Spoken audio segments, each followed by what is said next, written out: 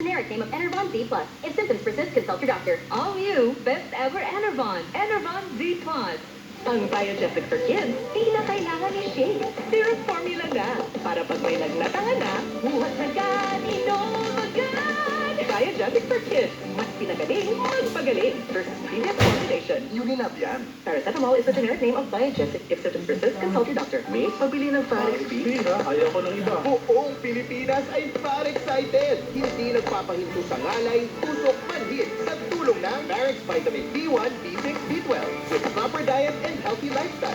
Persist. Consult your doctor. Farex Vitamin B1, B6, B12. Excited. It's me, your auntie! Idol Mel ay para sa Rexidol Forte. Mas bilis banat sa binat at sabay-sabay na sakit. Binat na may sakit ng ulo o sakit ng katawan na may lagnat. Kahit 1, 2, 3 o 4 ang nagsabay, Charter yan. Idol! Ang idol ko, Rexidol Forte. Mas bilis banat sa apa. Faster versus paracetamol in a fat at 30 minutes. Anagang Unilab yan. Paracetamol caffeine is the generic name of Rexidol Forte. If symptoms persist, consult your doctor. Rexidol Forte. Bilis banat sa apat. 829. Mga balitang hindi nyo dapat palagpasin. Mga impormasyong bago at totoo. Dito sa Double D, bagong balita.